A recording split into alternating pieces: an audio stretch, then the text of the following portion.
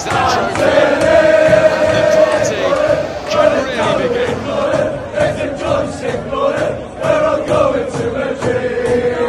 Have I really just sat and watched England win something on the TV? Jesus, didn't think I'd ever see the day that would happen. But more importantly, for the sake of this video, I think when we all signed Anthony Gordon in January, first and foremost, we were probably a little bit surprised by the price tag, but we all assumed that he would come in with the plan of being a winger for Newcastle moving forward at St James's Park.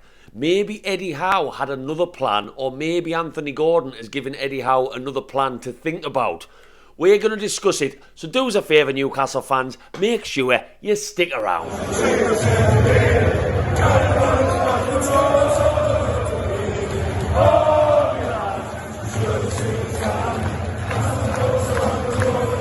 Welcome back to Black and White Banter, you absolutely beautiful Newcastle fans. Nice to see some of you tuned in again, assuming that you are because you're hearing me say this. If you are new to Black and White Banter and you've never actually been here before, you've never seen this face before, or what is a very raggy beard that needs a trim before, make sure you drop down and give us a little subscribe. If you want to do it now, great, or by the end of this video if you don't mind my opinion. But what I do want everyone to do is whack that little like button. Do that, because that takes you no effort, but it means a hell of a lot to me. And Black and White Banter are actually across all social media. Right, that's the housekeeping stuff out the way. Get that one out the way very, very quickly. Let's get into this. Now, I have just had the pleasure of watching England in dramatic style beat Spain in the Under-21 European Championships. And my God, they do not come more dramatic. Last-minute penalty save. Whoo! That was a crazy watch. But congratulations has to go out to Anthony Gordon. And if I'm being totally honest with you, that was one of the main reasons I was watching. I'm not very patriotic. I do watch any kind of football at this time of year because there's nothing on, so I have watched most of the tournament in terms of the England games. So you could argue I probably would have still been watching, but when there's a Newcastle player in the squad, it's just that little bit more interesting. It's the same for me with all these England qualifiers for the first team. When Trippier's in, when Wilson's in, I'm a little bit more interested. So, congratulations, Anthony Gordon. Not only has he scored a couple of goals, won some silverware before he goes off on his holidays and returns to pre-season for the Champions League campaign under Eddie Howe, but he also picked up Player of the Tournament. Now, I don't necessarily agree with that decision. I'm going to be totally honest with you. I'm not going to claim on this video that Anthony Gordon has wowed me during this tournament. I've watched him now on 3 occasions in 3 of the matches for most of the match, and he hasn't really.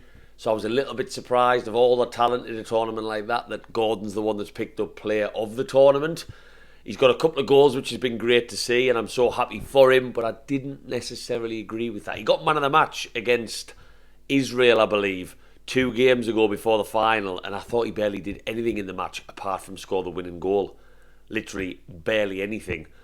So, yeah, bit of a surprise that he won that award, but absolutely over the moon for him. But what has been interesting in this tournament is where Anthony Gordon has been played by Lee Carsley. Yeah, if you don't watch England Under-21s, Lee Carsley, that random Everton player, he's the manager.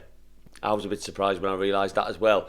But Anthony Gordon has potentially given Eddie Howe something to think about. And I'm going to go down 2 possibilities with this. Now, as I said at the start of this video, when we first signed Anthony Gordon, first and foremost, we were probably a little bit surprised by the signing with the price tag involved, 45 million. It still is to this day, even with 6 months of football for Newcastle under his belt, a lot of money.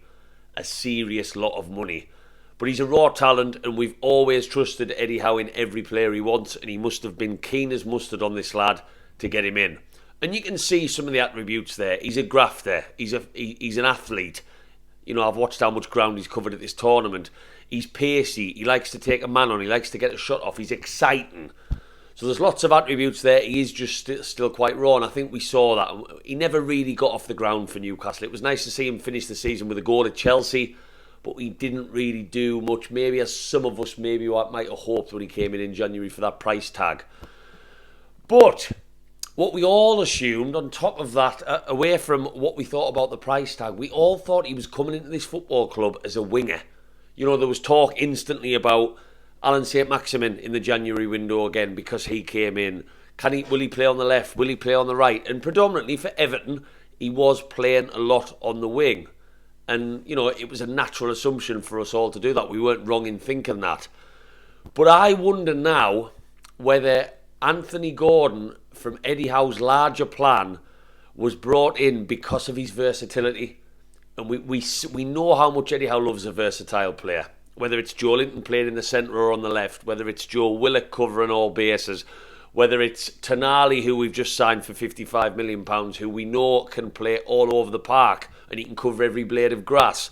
That's what Eddie Howe likes, and that fits into this system a lot better than someone who just wants to hug the touchline as an old-fashioned winger for the full 90 minutes. That doesn't really work for Eddie Howe. And Anthony Gordon, for most of this tournament, for all of this tournament, has almost played as like a second striker. So him and Gibbs White in this under-21 team, that, by the way, if you haven't watched any of them, have been so impressive. The future could potentially look very bright for England, and this is the first time they've won this tournament for 39 years. He's played with Gibbs White, not as a striker, not as an out-and-out striker, but with a bit of freedom much further up the field. And he's occupied central areas, he's occupied wide areas coming into central, he's been on the right, he's been on the left, he's come a little bit deeper for the ball and held that up and played it off. And he's caused every single team that he's played loads of problems, and he's got 2 goals in the process. So I wonder, going into next season, we led to believe, again, this is all speculation, but we are led to believe that Eddie Howe wants a central, an attacking midfielder. James Maddison, I think there was interest in James Maddison. I don't care what anyone says that Newcastle weren't interested. It was the price tag and the wages, in my opinion, that put the hierarchy off.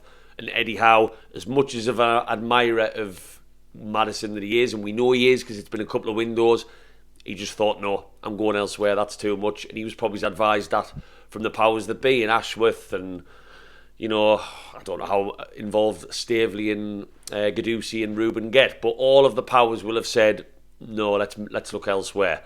So we know he wants that kind of player. And I still think, yes, Tonali is going to add a little bit to that because he's a great carrier of the ball. We were still lacking massively last season in that little bit of something in and around the box. Someone who can link up, someone who's always looking to get the shot off. And we hope Tonali might bring a bit of that, but I still don't think he's going to bring that as a full package. Bruno doesn't bring that. I don't think Bruno has that athleticism to be the player who's here, there and everywhere getting shots off. And he doesn't have a great shot. I hate speaking bad of Mr. Guimaraes because we all love him and I absolutely adore him, but he doesn't have a great shot on him from in and around the edge of the box. Not from what I've seen in his Newcastle career so far. So he's still looking for that, and James Maddison kind of fit that criteria. So Anthony Gordon, I wonder now, after watching this tournament, I'm looking at the player as totally different now. Worst case scenario, if we didn't get that central attacking midfielder that maybe Eddie Howe is craving, Anthony Gordon could be a real bonus package for Eddie Howe going into all them games that we're going to have to play next season by playing that more free role just behind the strikers. And we assume, of course, Eddie Howe is going to go for a 4-3-3 formation, which has done us so well. But we are going to have to adapt a little bit. And I look at how Gordon has played off a striker with Gibbs White in this tournament, and we've got something there.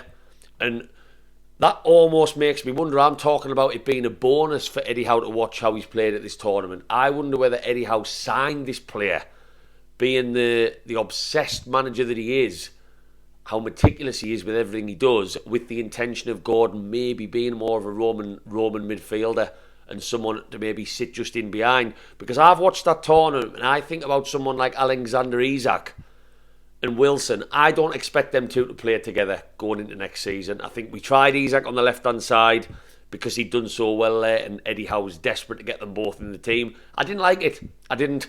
For me, Isak is still going to be a starter over Callum Wilson, and that pains me to say it because Wilson was in such good form and he's a poacher. But Isak's much more of an all-rounder. He's link-up play, he's pace, he's directness to take a man on. I could see someone like him or Callum Wilson playing very similar with Anthony Gordon just off them, doing all the running, covering lots of space, driving at defenders and asking the other striker to get in the box and get on the end of things he puts into the 6-yard box. And I think it's just given Eddie Howe something to think about. And that's one of the biggest things I've taken away from this tournament this summer. That, yes, we would like another quality, whether it's a versatile winger, centre attack and mid to come in. I would love to see that. I really, really would. But Anthony Gordon has proved to me in this tournament that he's not the winger that I thought in my head that he was coming in. He's very, very versatile. And to be totally honest with you, I actually think he looked better playing sort of further up the field, because he covers so much grass. He's a nightmare for them centre-backs and full-backs closing them down. And he can get back into position to help out the other end as well. So I don't know. It's an interesting one. And to watch him play, not really on the wing once in this tournament. And of course he's gone out there and he's gone out on the right-hand side. And this formation that Lee Carsley's got England playing has been great, with sort of Jones from midfield moving around, Smith Rowe, all taking up different positions and almost creating a front four with Gibbs White that's helped win them this tournament. But he's looked bright. He's got 2 goals. I've seen him terrorise defences. The first 5 minutes of the final, he was all over Spain and they got in some good positions and he was taking players on for fun and really getting in behind. And I think we have something to think about there. And again, I'm curious to find out whether Eddie Howe has always known that and that's where he's wanted to mould him in, or whether Eddie Howe's watched the tournament the same as me and gone, ooh, Lee Carsley's tried something there. Maybe that's something for me to look at in pre-season. But hey, we could have a bonus midfielder, centre attacking midfielder, just off that striker, a really, really high 10 that we maybe didn't even know in our ranks, because that's what I've watched at this tournament. So hey, Newcastle fans, if you've watched England under-21s, let me know what you think about Gordon. Do you think he deserved the player of the tournament? Do you think he could mould? I know he's very raw. Do you think he could mould into that just behind the striker role that maybe Eddie Howe's been craving in this transfer window? Or do you think, nah, winger and winger only? Let me know. I'm curious. God, you know it's getting desperate for football when you're talking about an England under-21 tournament on video. Let us know your thoughts, Newcastle fans, because it did tickle my interest massively. And hopefully, I haven't talked about Harvey Barnes on a video because it's gone quiet since it was broken on Friday, and I'm not going to be that YouTube channel. As soon as the Harvey Barnes news picks up pace on Sky Sports News and what with talks agreed, fees agreed, that's when I'll jump on. I would love to see the kid in, so hopefully that is my next video, because that will be a lovely bit of business. I'll see you on the next one, Newcastle fans, and if you haven't already, whack that like and whack that subscribe. How are you, lads?